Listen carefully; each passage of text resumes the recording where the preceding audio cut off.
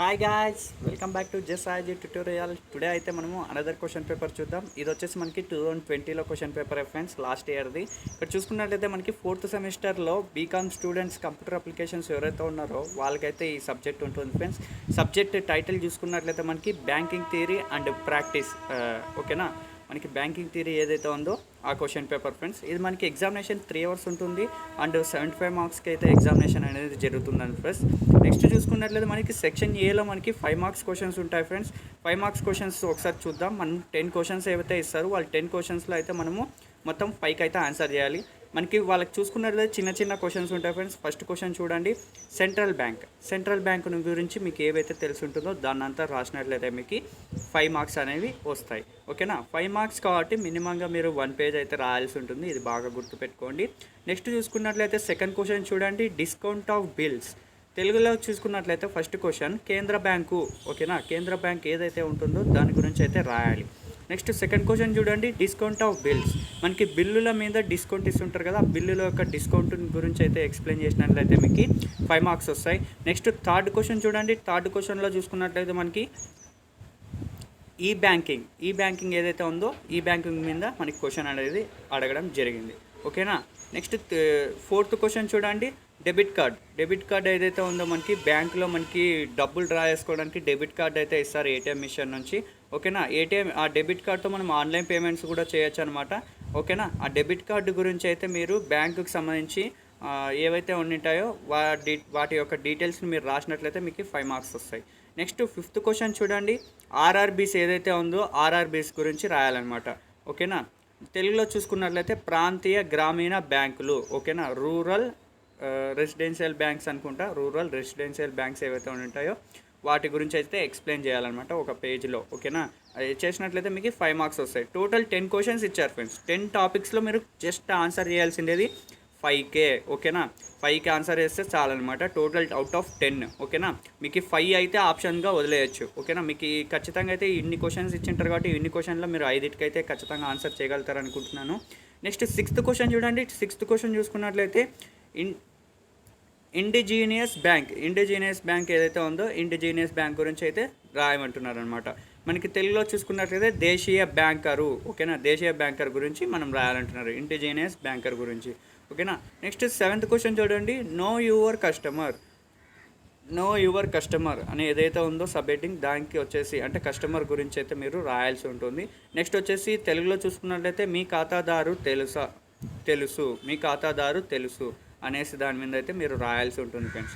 నీకు next eighth question చూడండి, NRI customer గురించి అయితే రాయాల్సి ఉంటుంది. ఓకేనా, ఎన్ఆర్ఐ కస్టమర్ గురించి మీరు బాగా రాసినట్లయితే మీకు 5 మార్క్స్ వస్తాయి. తెలుగు మీడియంలో కూడా చూసుకున్నట్లయితే ఎన్ఆర్ఐ కస్టమరే అంటారనమాట. కస్టమర్ నేమ్తో అయితే పిలిచారు కాబట్టి ఎన్ఆర్ఐ అంటే ఎన్ఆర్ఐ. ఓకేనా, వాళ్ళ గురించి అయితే రాసినట్లయితే మీకు 5 మార్క్స్ వస్తాయి. నైన్త్ క్వశ్చన్ చూడండి, హోల్డర్ ఇన్ డ్యూ కోర్స్ గురించి అయితే మీరు ఎక్స్ప్లెయిన్ చేయాల్సి ఉంటుంది. ఓకేనా, 10th క్వశ్చన్ చూడండి, పేమెంట్ గేట్వేస్. మనకి పేమెంట్ గేట్వేస్ ఏవైతే ఉన్నాయో వాటి గురించి అయితే ఎక్స్ప్లెయిన్ చేసినట్లయితే మీకు 5 మార్క్స్ వస్తాయి ఫ్రెండ్స్. అవుట్ ఆఫ్ ఈ 10 క్వశ్చన్స్ ఉన్నాయి కదా, ఈ 10 క్వశ్చన్స్లో అయితే మీరు 5 క్వశ్చన్స్కి అయితే ఆన్సర్ చేయాల్సి ఉంటుంది. 5 టాపిక్స్ని అయితే ఎక్స్ప్లెయిన్ చేయాల్సి ఉంటుంది. ఎక్స్ప్లెయిన్ చేసినట్లయితే మీకు 5 మార్క్స్ అనేది వస్తాయి ఫ్రెండ్స్. 5 5 25 మార్క్స్ అనేది స్కోర్ చేసుకోవచ్చు సెక్షన్ ఏలో. ఇప్పుడు మనం సెక్షన్ బికి పోదాం ఫ్రెండ్స్. సెక్షన్ బిలో చూసుకున్నట్లయితే మనకి సెక్షన్ బి చూడండి. సెక్షన్ బిలో మనకి 10 మార్క్స్ క్వశ్చన్స్ ఉంటున్నాయి. ఓకేనా, 10 మార్క్స్ క్వశ్చన్స్ అంటే మనకి 5 యూనిట్స్ కాబట్టి 5 యూనిట్స్ నుంచి అయితే మనకి 2 క్వశ్చన్స్ అడగడం జరుగుతుంది. ఆ 2 క్వశ్చన్స్లో మీరు ఆన్సర్ చేయాల్సిందేమో ఒక క్వశ్చన్కే. ఓకేనా, 5 యూనిట్స్ నుంచి 2 క్వశ్చన్స్ అడగడం జరుగుతుంది. 2 క్వశ్చన్స్లో ఒక క్వశ్చన్కి అయితే ఆన్సర్ చేస్తారు కాబట్టి టోటల్గా మీరు 5కి అయితే ఆన్సర్ చేస్తారనమాట. 5కి ఆన్సర్ చేసినట్లయితే ఒక క్వశ్చన్కి 10 మార్క్స్ చొప్పున 5 × 10 50 మార్క్స్ అనేది మీరు స్కోర్ చేసుకోవచ్చు సెక్షన్ బిలో. ఓకేనా, ఫస్ట్ యూనిట్ నుంచి చూసుకున్నట్లయితే ఫస్ట్ క్వశ్చన్ చూడండి, define commercial banks and explain it's functions. మనకి బ్యాంకింగ్ థియరీ అంటే బ్యాంక్కి సంబంధించినటువంటి ఏదైతే ఉంటుందో మ్యాటర్ అన్ని మనం ఇక్కడ డిస్కషన్ చేస్తాం ఫ్రెండ్స్. ఇక్కడ చూసుకున్నట్లయితే కమర్షియల్ బ్యాంక్స్ గురించి అయితే రాయమంటున్నారు అనమాట. దాన్ని డిఫైన్ చేసి అండ్ కమర్షియల్ బ్యాంక్కి ఎటువంటి ఫంక్షన్స్ ఉంటాయో వాటిని ఎక్స్ప్లెయిన్ చేయమంటున్నారు అనమాట. తెలుగులో చూసుకున్నట్లయితే వాణిజ్య బ్యాంకులను నిర్వచించి మరియు దాని విధులను వివరింపుము. ఓకేనా, వివరించింది. అంటే వాణిజ్య బ్యాంక్ ఏదైతే ఉందో దాన్ని నిర్వచించమంటున్నారు, అంటే దానికి డెఫినేషన్ రాయమంటున్నారు. రాసిన తర్వాత దాంతోపాటు దాని విధులు ఏవైతే ఉన్నాయో వాటిని వివరించాలంటున్నాడు. ఓకేనా, మీరు ఆల్రెడీ చదువుకున్నట్లయితే మీరు ఈజీగా అయితే రాసేయచ్చు, మీ ఓన్గా అయితే రాసేకైతే పోవద్దండి ఫ్రెండ్స్. ఈ బ్యాంకింగ్ థియరీ అనేది ఖచ్చితంగా సబ్జెక్ట్ అనేది ప్రతి ఒక్కరు చదివి రాస్తేనే మీకు మీనింగ్ఫుల్గా ఉంటుంది అండ్ మీరు ఎగ్జామినేషన్ పాస్ అవ్వడానికి అవకాశాలు కూడా ఉంటాయి. నేను ఓన్గా రాస్తాను అనేసి మాత్రం పెట్టుకోవద్దండి. మీరు ఓన్గా ఎంత రాసినా కానీ వాళ్ళు ఫస్ట్ 2 లైన్స్ అన్నా చదువుతారు కదా మినిమము, ఆ 2 లైన్స్లోనే మీకు వాళ్ళకి అర్థమైపోతుంది మీరు ఎంత మాత్రం రాస్తున్నారు ఏంటి అనేసి. మధ్యలో 3 అప్పుడప్పుడు చెక్ చేస్తుంటారు ఫ్రెండ్స్. కాబట్టి ఏ క్వశ్చన్కి అయినా కానీ స్టార్ట్అప్ చేసేటప్పుడు మంచి మ్యాటర్ ఉండేలాగా స్టేట్మెంట్స్ ఉండే విధంగా చూసుకోండి ఫ్రెండ్స్. నెక్స్ట్ ఏ క్వశ్చన్ అంటే కమర్షియల్ బ్యాంక్స్ గురించి అయినా తెలిస్తే అది రాయండి, లేకపోతే కింద చూసుకున్నట్లయితే సెంట్రల్ బ్యాంక్ యొక్క ఫంక్షన్స్ అడిగాడు అనమాట. అంటే describe the functions of central bank అనేసి మనకి క్వశ్చన్ ఇచ్చాడు. అంటే మనకి సెంట్రల్ బ్యాంక్ ఫంక్షన్స్ ఏవైతే ఉంటాయో వాటిని ఎక్స్ప్లెయిన్ చేసినట్లయితే మీకు 10 మార్క్స్ వస్తాయి. తెలుగులో చూసుకున్నట్లయితే కేంద్ర బ్యాంకు విధులను వివరించండి. ఓకేనా, కేంద్ర బ్యాంక్ యొక్క విధులు ఏవైతే ఉంటాయో వాటిని ఎక్స్ప్లెయిన్ చేసినట్లయితే అంటే వివరించినట్లయితే మీకు 10 మార్క్స్ వస్తాయి. అది ఫస్ట్ యూనిట్ నుంచి చూసుకున్నట్లయితే. సెకండ్ యూనిట్ నుంచి చూద్దాం ఇప్పుడు. Explain the innovations in banking system in India. మనకి బ్యాంకింగ్ సిస్టంలో ఎటువంటి ఇన్నోవేషన్స్ జరిగినాయి ఇండియాలో. ఓకేనా, అంటే మనకి బ్రిటిష్ కాలం నుంచి ఇక్కడ చూసుకున్నట్లయితే ఫస్ట్ బ్రిటిష్ కాలంలోనే మనకి స్టార్ట్ అయింది బ్యాంకింగ్ అనమాట. అక్కడ నుంచి మనకి ఇన్నోవేషన్స్ అనేవి తీసుకుంటూ వచ్చిందనమాట. కస్టమర్స్కి కానీ రిలయబుల్గా ఉండేదానికి కానీ నమ్మకాన్ని కలిగించడానికి కానీ కొన్ని ఏవైతే ఉన్నాయో ప్రయోగాలు అవన్నీ చేసింది. కాబట్టి ఏ విధంగా చేసింది అంటే ఎటువంటి మార్పులు చెందినాయి బ్యాంకులు ఇండియాలో చూసుకున్నట్లయితే ఆ మార్పుల గురించి మీరు ఎక్స్ప్లెయిన్ చేసినట్లయితే మీకు 10 మార్క్స్ వస్తాయన్నమాట. లేదంటే దాని గురించి అయినా ఎక్స్ప్లెయిన్ చేయండి. లేకపోతే కింద బీ క్వశ్చన్ చూడండి. Define branch banking and explain is uses. ఓకేనా, ఎక్స్ప్లెయిన్ ఈజ్ యూజెస్. ఏదో ఫ్రెండ్స్ క్వశ్చన్ ఇట్లా ఇచ్చిన నాకు అర్థం కాలేదు. ఓకేనా, ఒకవేళ అది కరెక్ట్ ఉంటే నాకు అంటే చెప్పడానికి రావట్లేదు. కానీ మొత్తానికి అయితే బ్రాంచ్ బ్యాంకింగ్ ఏదైతే ఉందో బ్రాంచ్ బ్యాంకింగ్ని డిఫైన్ చేసి దాని యొక్క యూజెస్ని అయితే ఎక్స్ప్లెయిన్ చేయమంటున్నారు అనమాట. ఓకేనా, ఎక్స్ప్లెయిన్ చేసినట్లయితే మీకు 10 మార్క్స్ వస్తాయి. తెలుగులో చూడండి, బ్రాంచ్ బ్యాంకింగ్ని నిర్వచించండి మరియు దాని యొక్క ఉపయోగాలను వివరించండి. ఓకేనా, నేను తెలుగులో చదివినట్లయితే బాగా అర్థమవుతుంది. చూడండి, బ్రాంచ్ బ్యాంకింగ్ ఏదైతే ఉందో దానికి డెఫినేషన్ రాయమంటున్నారు అండ్ దాని ఒక యూజెస్ ఏవైతే ఉంటాయో వాటిని కూడా ఎక్స్ప్లెయిన్ చేయమంటున్నాడు. ఎక్స్ప్లెయిన్ చేసినట్లయితే మీకు 10 మార్క్స్ వస్తాయి. నెక్స్ట్ క్వశ్చన్ చూడండి, థర్డ్ యూనిట్ నుంచి చూసుకున్నట్లయితే ఫస్ట్ క్వశ్చన్ వచ్చేసి discuss the function of exam bank.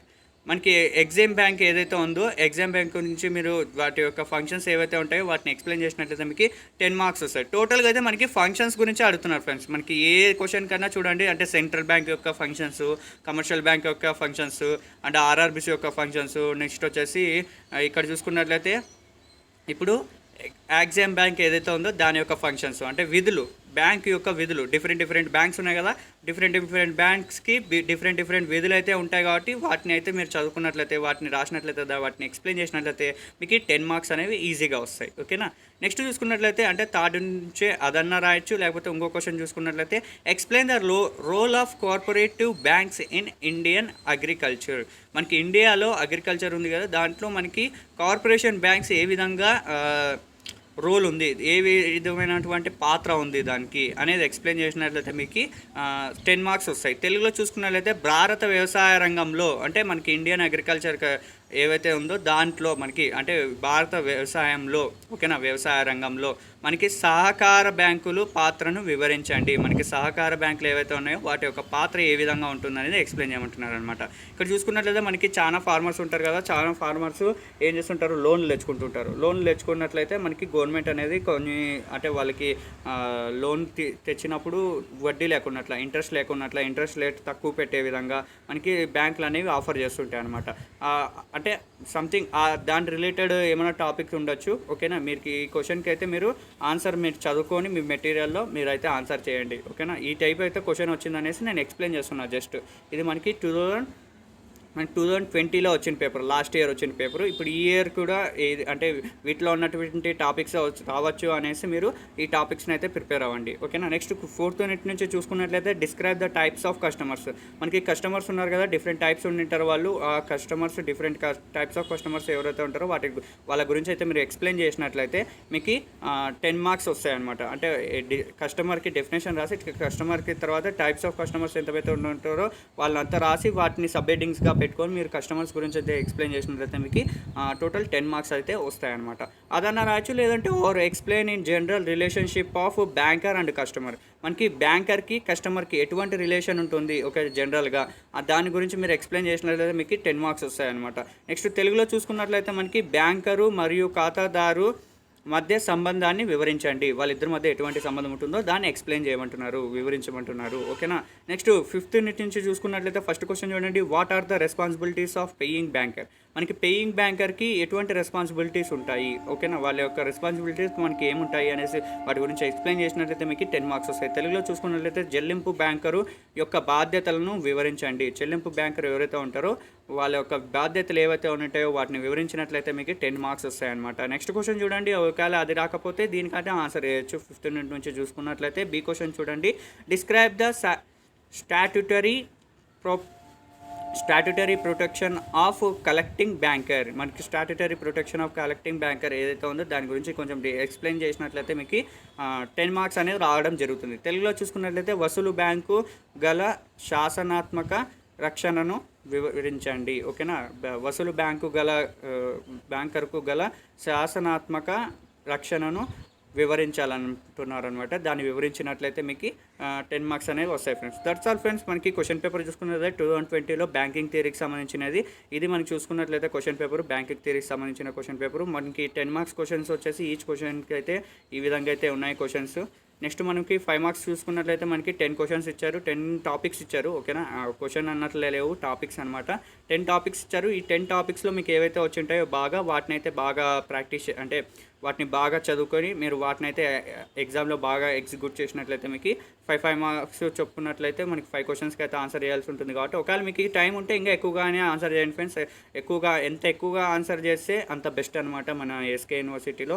ఎందుకంటే మనకి ఒక క్వశ్చన్కి మార్క్స్ వేయలేకపోయినా ఇంకో క్వశ్చన్కైనా మార్క్స్ వేయాల్సి ఉంటుంది. కాబట్టి పాస్ అయ్యే అవకాశాలు కూడా ఎక్కువగా ఉంటాయి అనమాట. పాస్ అయ్యే స్టూడెంట్స్కి అయితే నేను చెప్పేది ఏదంటే ఫ్రెండ్స్, ప్రతి ఒక్క క్వశ్చన్కి అయితే అటెంప్ట్ చేయండి. మీకు తెలిసిన మినిమం మ్యాటర్ అయినా మెన్షన్ చేయండి ఎగ్జామినేషన్లో. ఓకేనా. మెన్షన్ చేసినట్లయితే పాస్ అయ్యే అవకాశాలు ఉంటాయి. కాబట్టి అంటే మినిమం మార్క్స్ అనేవి ఉంటాయి కదా అటెంప్ట్ చేసినందుకు, ఆ మార్క్స్ ద్వారా అయినా మీరు పాస్ అయ్యే అవకాశాలు ఉంటాయన్నమాట. That's all friends. ఈ క్వశ్చన్ పేపర్ చూసినట్లయితే మీకు ఈ వీడియో నచ్చినట్లయితే లైక్ చేయండి, వేరే వాళ్ళకి ఉపయోగపడుతుంటే షేర్ చేయండి. ఖచ్చితంగా అయితే నా ఛానల్ని సబ్స్క్రైబ్ చేసుకోండి ఫ్రెండ్స్. అది మాత్రం మర్చిపోద్దండి. ఎందుకంటే మరిన్ని ఇలాంటి ప్రీవియస్ క్వశ్చన్ పేపర్ వీడియోస్ కోసం నా ఛానల్ అయితే తప్పకుండా సబ్స్క్రైబ్ చేసుకోండి. Thanks for watching once again. Bye bye now. See you now. Bye.